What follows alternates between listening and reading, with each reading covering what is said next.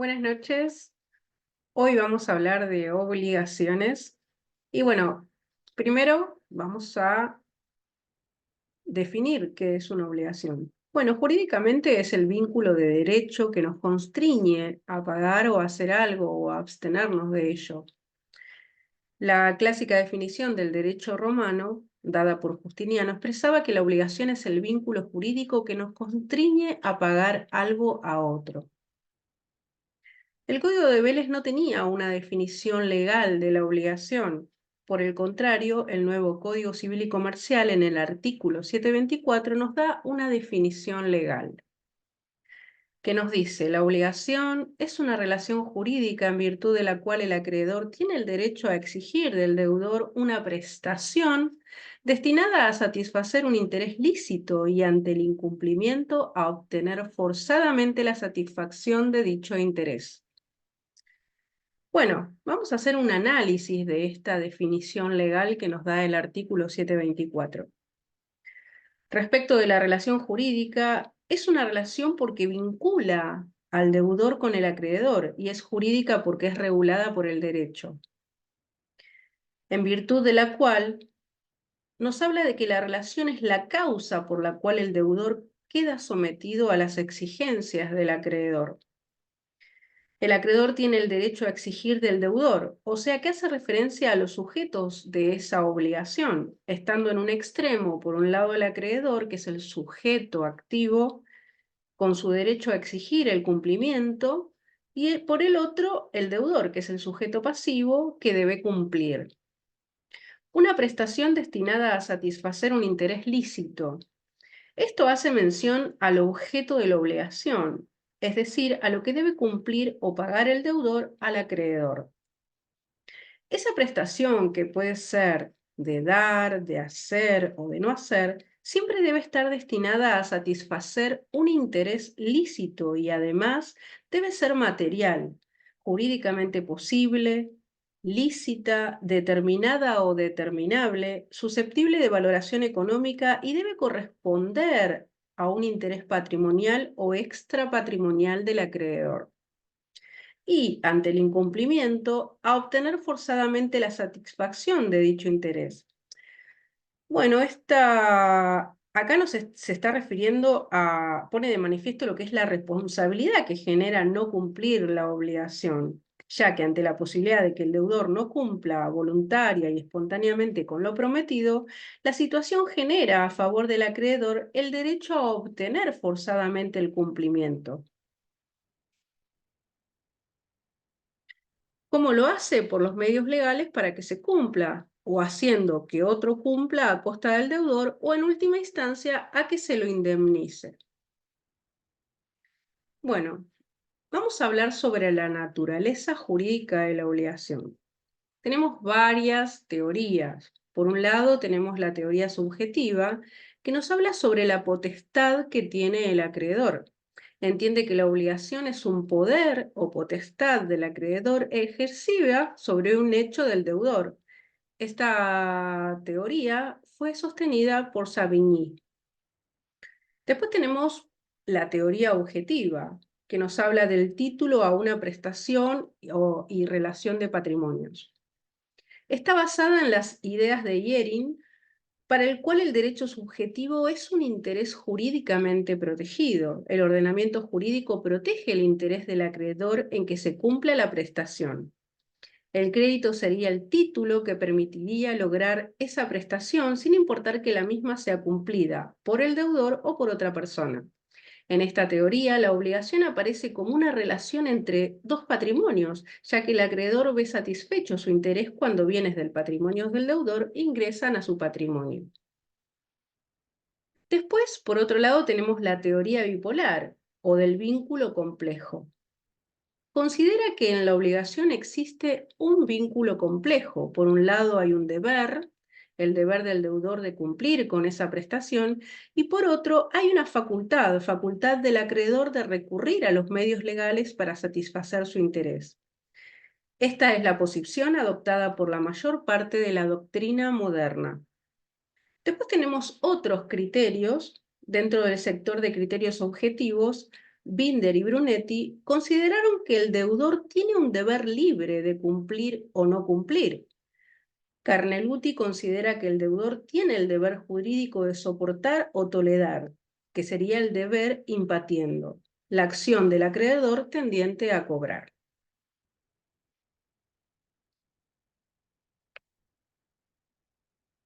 Bueno, ahora vamos a hablar de los elementos de las obligaciones. ¿Qué son los elementos? Son aquellos componentes indispensables para que pueda existir la relación jurídica que el artículo 724 del Código Civil y Comercial de la Nación define como obligación. ¿Y a qué nos referimos con esos elementos? A los sujetos, al objeto y a la causa. Sujetos de la obligación. ¿Quiénes son esos sujetos? Bueno, el concepto se llama sujetos de la obligación a las personas humanas o jurídicas entre quienes se establece el nexo o vínculo obligacional. Estos sujetos pueden ser activos y pasivos. En toda obligación debe haber un sujeto activo, al que denominamos acreedor, que es la persona que tiene derecho a exigir la prestación, y un sujeto pasivo, que es el deudor, que es quien debe cumplir la prestación. El primero es titular de un crédito y el segundo es responsable de una deuda. Determinación o indeterminación de los sujetos. Los sujetos deben estar determinados al nacer la obligación. Se debe saber quién es acreedor y quién es el deudor.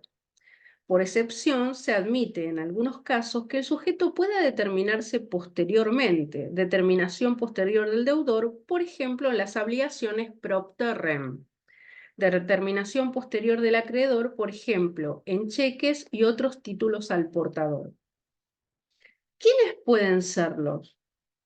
Pueden ser sujetos de la obligación todas las personas, sean persona humana o persona jurídica. La persona humana existe desde la concepción y la persona jurídica existe desde su constitución en forma legal. O sea, que un animal o una cosa no puede ser sujeto porque no es una persona. Vamos a hablar ahora sobre la capacidad respecto de las obligaciones. Mayoría de edad a los 18 años. Para que la obligación sea válida, el sujeto debe ser capaz, de lo contrario, hay nulidad. Si falta la capacidad de derecho para un determinado acto, dicho acto es nulo de nulidad absoluta, por lo cual no podrá sanearse. Si falta la capacidad de ejercicio, que sería la capacidad de hecho, el acto es nulo pero de nulidad relativa, pues puede confirmarse. Bueno, que viene al caso, en enero de 2010 se produjo una importante modificación en la legislación argentina con relación a la capacidad. La ley 26.579 estableció la mayoría de edad a los 18 años, con lo cual se modificó el régimen de capacidad del Código Civil y del Código de Comercio, cambiando la edad a partir de la cual se alcanzaba la capacidad de ejercicio, reduciendo de 21 a 18 años la edad para la mayoría de edad, ¿no? Por eso, desde la ley 26.579, a partir de los 18 años, se es mayor de edad y se tiene plena capacidad para ejercer derecho, que es lo que se llama capacidad de ejercicio, ¿no? Desapareciendo las limitaciones o restricciones para la realización de actos civiles o comerciales. La mayoría de edad implica poder celebrar contratos, contraer obligaciones, ejercer el comercio, casarse, comprar, vender. El nuevo código confirma la mayoría de edad a los 18 años en su artículo 25. El Código Civil y Comercial en el artículo 24 establece quiénes son incapaces de ejercer sus derechos. Podemos nombrar a las personas por nacer, la persona que no cuenta con la edad y grado de madurez suficiente, o sea, a los menores de edad, la persona declarada incapaz por sentencia judicial en la extensión dispuesta en esa decisión. Respecto a los menores, se debe tener presente que el nuevo código estableció un sistema de adquisición de la capacidad de ejercicio en forma gradual y flexible, ¿no? que toma en cuenta la edad y grado de madurez del menor y eso se puede diferenciar, ¿no? Por ejemplo, menores que no cuentan con edad y grado de madurez suficiente no pueden ejercer por sí mismos sus derechos y solo pueden hacerlo por medio de sus representantes legales, que pueden ser los padres, los tutores, según el caso. Los menores que cuentan con edad y grado de madurez suficiente podrán ejercer por sí mismos los actos que les son permitidos por el ordenamiento jurídico. Por ejemplo, pueden demandar a sus progenitores por prestación de alimentos y también por sus propios intereses. Esto lo podemos ver en el artículo 661 y en el 679, etcétera. ¿Sí? Bueno, vamos a hablar de la pluralidad de sujetos. Los sujetos pueden ser únicos o múltiples en el sentido de que pueden haber varios acreedores o varios deudores, o pluralidad de ambos, ¿sí? Bueno, ahora vamos a hablar del objeto de la obligación. El objeto de la obligación es la actividad que puede exigir el acreedor y que debe cumplir el deudor. Esa actividad, denominada habitualmente prestación, puede consistir en dar alguna cosa, dinero o especie, en hacer algo o en no hacer algo. Algunos autores, como Alterini, suelen diferenciar los conceptos de objeto y de prestación. Otros autores identifican el objeto con la prestación. ¿Cuáles serían los requisitos de esa prestación, no? Bueno, el artículo 725 se refiere a la prestación. Requisitos. La prestación que constituye el objeto de la obligación debe ser material y jurídicamente posible, lícita, determinada o determinable, susceptible de valoración económica y debe corresponder a un interés patrimonial o extrapatrimonial del acreedor. Esto lo tenemos en el artículo 725 del Código Civil y Comercial. De esta norma surge que la prestación debe ser posible material y jurídicamente, o sea que nadie puede obligar a dar o hacer algo que sea imposible materialmente, por ejemplo, tocar el cielo con las manos, o imposible jurídicamente, hipotecar un auto, prendar un inmueble, son cosas imposibles, ¿sí? Lícita porque las leyes no pueden aceptar obligaciones cuyo objeto sea ilícito, es decir, prohibido por la ley, contrario a la moral o las buenas costumbres, o lo que sería al orden público o lesivo de los derechos ajenos o a la dignidad humana. Por ejemplo, obligarse a matar a otro. Determinado o determinable, ¿qué significa? Que la prestación debe estar determinada al momento de contraerse la obligación o ser susceptible de determinarse posteriormente. No es posible obligar a un deudor a dar algo o hacer algo que no sabe qué es. Cuando se trata de cosas fungibles, como el dinero, los cereales, etc., la determinación se logra expresando el género, la calidad y la cantidad. Me obligo a entregar 2 toneladas de arroz, en grano de primera calidad, por ejemplo, ¿no? Después, ¿qué significa susceptible de valoración económica? La prestación debe ser susceptible de ser apreciada económicamente. Así, lo que el deudor deba dar, hacer o no hacer, siempre debe tener un valor económico. Si la prestación careciera de valor económico, la obligación no entraría al patrimonio del acreedor. ¿Qué significa corresponder a un interés patrimonial o extrapatrimonial del acreedor? Si bien la prestación debe tener un valor económico, el interés del acreedor no siempre debe ser valorado en dinero y puede consistir en otros intereses extrapatrimoniales, como ser un interés moral, científico, cultural, religioso, altruista.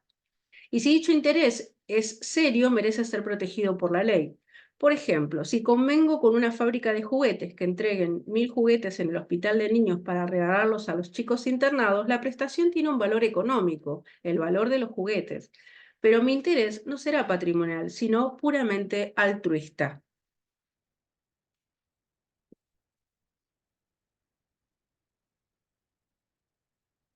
Respecto del valor patrimonial de la prestación, hay crítica a la teoría clásica, distinción entre la prestación o interés del acreedor. Históricamente, el valor patrimonial de la prestación dio lugar a controversias, destacándose 3 posiciones.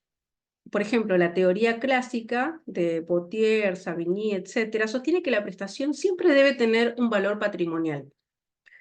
Después, la crítica a la teoría clásica, opinión de Yering, sostiene que el derecho protege no solo valores patrimoniales, sino también valores extrapatrimoniales, y que por lo tanto también puede ser objeto de las obligaciones los valores morales, los valores éticos, culturales, etc. Basta que la prestación represente para el acreedor un interés serio y legítimo para que su derecho sea tutelado. Después tenemos la posición intermedia, encontramos autores como Borda, Llambías, Cialoja, etcétera, que distingue entre prestación o interés del acreedor. La prestación siempre debe tener un valor patrimonial, el interés del acreedor no siempre debe ser valorado en dinero y puede consistir en otros intereses extrapatrimoniales, como ser un interés moral, científico, cultural, religioso, y si dicho interés es serio, merece ser protegido por la ley. Legitimidad del objeto. Para que la obligación sea válida es necesario que su objeto sea legítimo. La invocación de la ilegitimidad del objeto corresponde al deudor interesado en frenar el reclamo del acreedor, tratándose de obligaciones nacidas de un acto jurídico, por ejemplo, un contrato. Del artículo 279 del nuevo código surge cuáles son las obligaciones de objeto prohibido. Vamos a hablar de ellas. El artículo 279 nos habla del objeto. El objeto del acto jurídico no debe ser un hecho imposible o prohibido por la ley, contrario a la moral o a las buenas costumbres, al orden público o lesivo de los derechos ajenos o de la dignidad humana. Tampoco puede ser un bien que por un motivo especial se haya prohibido que lo sea. Aunque el objeto haya sido inicialmente imposible, el acto es válido si el objeto deviene posible antes del vencimiento del plazo del cumplimiento de la condición. ¿Sí? Bueno, ahora vamos a hacer referencia a la causa. La causa es un elemento de las obligaciones, pero durante muchos años originó controversias con relación a su significado y alcance, pudiendo distinguirse dos conceptos. Por un lado tenemos la causa fuente, que es la fuente de la obligación, y es el hecho que da origen a la obligación. Por otro lado, la causa fin, que es la finalidad de la obligación, es la finalidad perseguida al crearse la obligación. En el Código de Vélez la discusión giraba sobre a qué causa se referían los artículos 499 a 502 del Código. Mientras algunos autores sostenían que todos esos artículos se referían a la causa fuente, otros sostenían que solo el artículo 499 se refería a la causa fuente, en tanto que las demás, del 500 al 502, se referían a la causa fin. El nuevo código, las disposiciones generales de las obligaciones, se refiere a la causa fuente en el artículo 726. La regulación de la causa final queda reservada a los actos jurídicos y a los contratos. Causa fuente, concepto, lo encontramos en el artículo 726 del Código Civil y Comercial de la Nación. La causa fuente es el hecho que da origen a la obligación. Puede ser un hecho jurídico, un acto jurídico, una relación de familia, etc. Es un elemento esencial porque no se concibe que una obligación exista porque sí, sin depender de un hecho que le dé origen. En nuestro derecho no hay obligación sin causa fuente. El nuevo Código Civil y Comercial, en el artículo 726, se refiere a ella. Artículo 726. Causa. No hay obligación sin causa, es decir, sin que derive de algún hecho idóneo para producirla, de conformidad con el ordenamiento jurídico. O sea que la causa fuente tiene que existir un hecho idóneo que la produzca, ¿sí? Prueba de la existencia de la obligación. El que diga ser acreedor debe probar que existe la obligación, porque la existencia de la obligación no se presume. Probada la existencia de la obligación, se presume que ella tiene una causa, porque nadie se obliga sin tener una razón para ello, ¿sí? La interpretación sobre la existencia y extensión de la obligación es restrictiva. Esto significa que si hay dudas sobre si existe o no la obligación, deberá interpretarse que no existe obligación. Y si hay dudas sobre la extensión de la misma, por ejemplo, si debe 1.000 o 1.500, debe interpretarse en el sentido que sea más favorable al deudor. El nuevo Código Civil y Comercial, en el artículo 727, se refiere a esto, ¿no? Y dice: prueba de la existencia de la obligación. Presunción de fuente legítima. La existencia de la obligación no se presume. La interpretación respecto de la existencia y extensión de la obligación es restrictiva. Probada la obligación, se presume que nace de fuente legítima mientras no se acredite lo contrario. Bueno, clasificación. Ante la necesidad de determinar cuáles podrían ser las causas fuentes que daban origen a las obligaciones, surgieron diversos criterios y clasificaciones. La clasificación clásica es la proveniente del derecho romano, en la cual las obligaciones podrían generarse en 4 fuentes. Podrían generarse por el contrato, por el cuasicontrato, el delito y el cuasidelito. Posteriormente, los glosadores agregaron otra fuente, que sería la ley. La clasificación clásica pasó a derechos posteriores, pero fue objeto de críticas por muchos juristas que ensayaron otras clasificaciones, algunas más simplistas y otras más amplias. ¿Sí? Para Planiol solo existen 2 fuentes de las obligaciones, el contrato y la ley. Para este autor, en el contrato las obligaciones nacen por la voluntad de las partes. No habiendo contrato, las obligaciones solo pueden provenir de la ley. La ley es la fuente indirecta de todas las obligaciones, pues las demás fuentes reciben de ella su aptitud creadora de las obligaciones. Para Josserand, las fuentes son 4: el acto jurídico, contrato o voluntad unilateral, el acto ilícito, el enriquecimiento sin causa y la ley. Bueno, ¿qué pasa en la actualidad? Aparte de las fuentes vistas, la doctrina suele aceptar otras fuentes que podemos denominar fuentes modernas y que son las siguientes. Tenemos por un lado el enriquecimiento sin causa, que se da cuando una persona incrementa su patrimonio en detrimento de otra sin que exista una causa lícita que lo justifique. En este caso, el perjudicado puede ejercer una acción denominada in rem verso, cuyo significado y alcance es volver las cosas al estado anterior. In rem verso, estamos en latín. Después tenemos la voluntad unilateral, artículo, o sea, va desde el artículo 1800 y siguiente, se da cuando una persona, por su exclusiva voluntad, crea una obligación y se constituye en deudor de una prestación a favor de otra en ese momento desconocida. Por ejemplo, promesa de recompensa a favor de quien encuentre la cosa extraviada, emisión de un título al portador, etc. El abuso del derecho tiene lugar cuando alguien, ejerciendo un derecho que le corresponde, lo ejerce en forma abusiva, ocasionando un perjuicio a otra persona. El nuevo código se refiere expresamente a este instituto en el artículo 10. La responsabilidad civil, lo tenemos desde el artículo 1708 y siguientes, la gestión de negocios, artículo 1781, y el empleo útil, artículo 1791.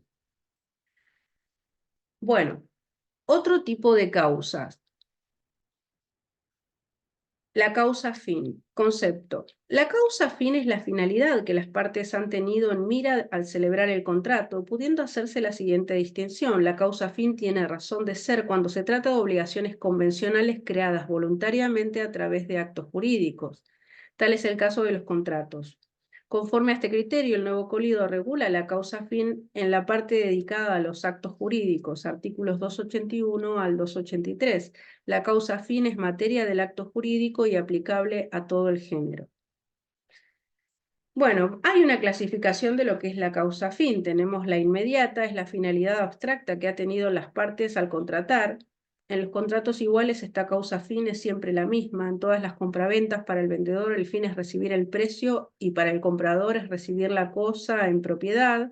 En las locaciones la causa fin del locatario es que se le dé el uso y goce de la cosa, y la causa fin del locador es recibir el pago del alquiler. En los contratos sinalagmáticos, los que tienen prestaciones para ambas partes sería, ¿no? La causa final de cada una de las partes es la contraprestación de las otras. En los contratos unilaterales, tal como la donación, la causa final es la intención de beneficiar, animus donandi. Después tenemos la causa fin mediata, denominada también motivo. Son los móviles o razones particulares que ha tenido cada parte para obligarse. Por ejemplo, en una compraventa, el motivo fin mediato del vendedor puede ser el destino que le dará al dinero que reciba como ser. No sé, viajar por el mundo, comprar una estancia, hacerse una cirugía, etc.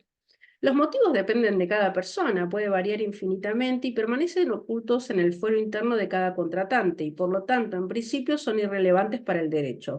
La validez del acto no se afecta por el hecho de que una de las partes no haya logrado su motivo o fin inmediato, salvo que lo haya exteriorizado y pactado expresamente en el contrato. ¿Qué nos dice el nuevo Código Civil y Comercial? Se refiere a la causa fin, inmediata y mediata. Artículo 281. Causa. La causa es el fin inmediato autorizado por el ordenamiento jurídico que ha sido determinante de la voluntad. También integran la causa los motivos exteriorizados cuando sean lícitos y hayan sido incorporados al acto en forma expresa o tácitamente si son esenciales para ambas partes. La norma acepta la causa fin inmediata y la causa fin mediata, que son los motivos, si ella es lícita y si fue exteriorizada y pactada en forma expresa o en forma tácita si son esenciales para ambas partes.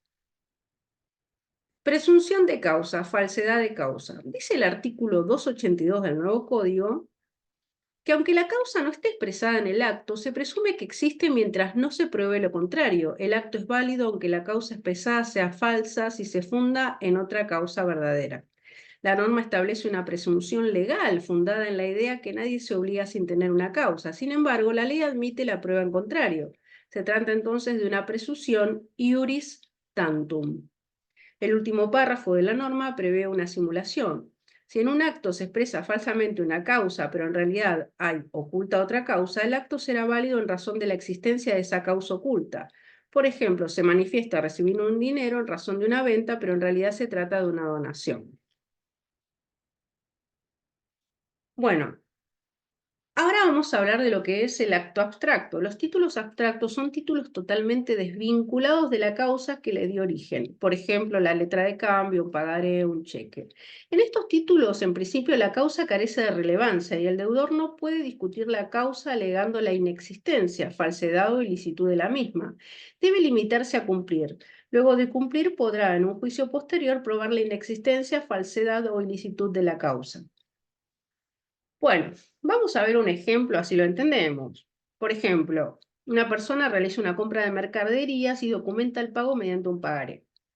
Como el pagaré es un título abstracto, usted no puede negarse a pagarlo al tercero poseedor de buena fe que se le presente, alegando que en realidad no hubo compraventa, que es la causa.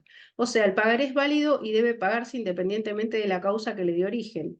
Luego, en un juicio ordinario o posterior, usted podrá reclamar el reintegro de lo pagado fundado en la falta de causa. ¿Sí? ¿Qué nos dice el artículo en el nuevo Código Civil y Comercial en el artículo 283? Acto abstracto. La inexistencia, falsedad o ilicitud de la causa no son discutibles en el acto abstracto mientras no se haya cumplido, excepto que la ley lo autorice. Bueno, si quieren vamos a hacer un resumen de los elementos de las obligaciones para que quede eh, más resumido, ¿no? Bueno, entonces dijimos que en los elementos de las obligaciones tenemos el sujeto, el objeto y la causa fuente, ¿sí?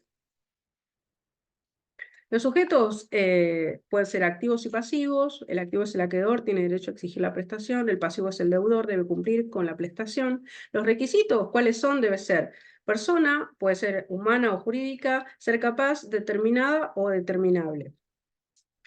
El objeto, que es la prestación, tenemos tres tipos: de dar, de hacer o de no hacer. Los requisitos: que sea posible, lícito, determinado o determinable, de valoración económica, legítima, interés patrimonial o extrapatrimonial del acreedor. Y la causa fuente es el hecho que le da origen a la obligación, es un elemento esencial que no se concibe con una obligación, o sea, que no se concibe que una obligación exista porque sí, sin depender de un hecho que le da origen. O sea, no hay obligación sin causa fuente, eso lo vemos en el artículo 726. ¿Sí? Bueno, vamos a cortar acá porque si no, después no vamos a poder subir el video y después vemos los efectos de las obligaciones. Chao, nos vemos en el próximo video.